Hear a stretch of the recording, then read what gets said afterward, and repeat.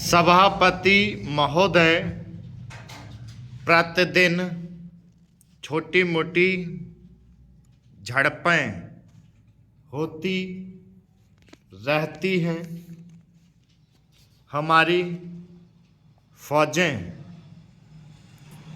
बड़े उत्साह से उनके मुकाबले में खड़ी हैं।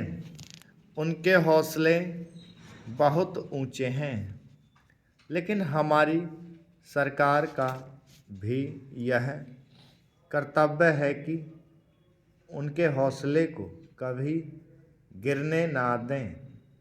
उन्हें हर तरह की सुविधा प्रदान की जाए जिससे उनका आत्मविश्वास बढ़े।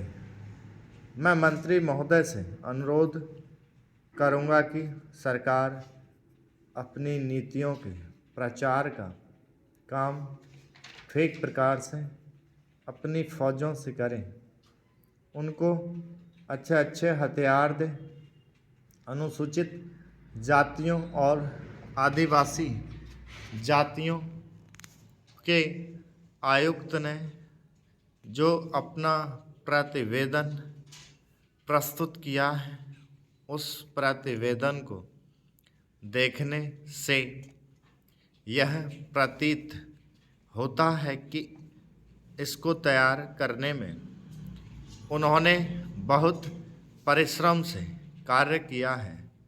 इसके लिए मैं उनको और उनके सहयोगियों को धन्यवाद देता हूं, परंतु साथ ही साथ इस प्रतिवेदन के संबंध में कुछ आवश्यक निवेदन भी करना चाहता हूं।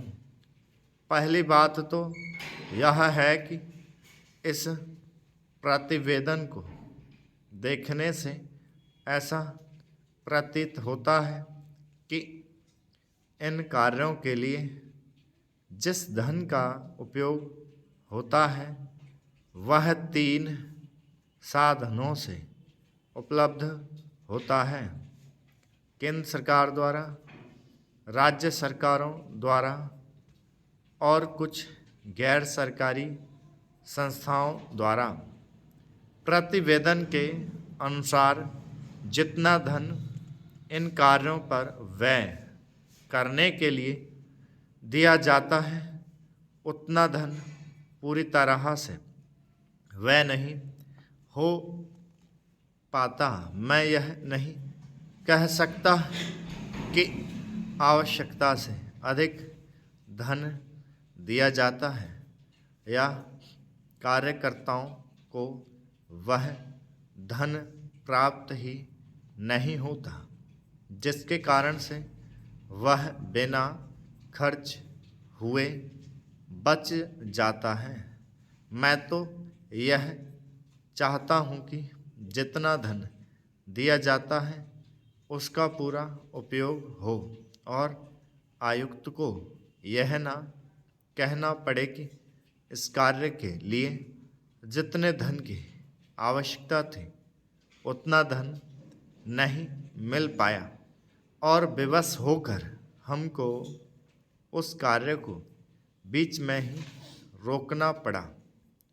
जहाँ तक राज्य सरकारों का संबंध है, बहुत सी राज्य सरकारें अभी तक इस कार्य में असावधानी से काम ले रही हैं और इस कार्य को उपेक्षा की दृष्टि से देखती हैं।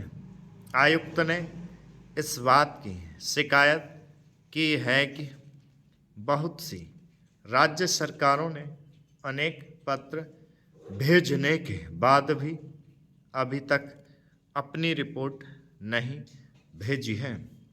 मैं चाहता हूं कि सरकार इस तरफ निष्ठापूर्वक ध्यान दे। राज्य सरकारों पर दबाव डाला जाए कि वे इस दायित्व के प्रति सचेत हों और आयुक्त को उनके कार्य में पूरा सहयोग प्रदान करें। स्टॉप।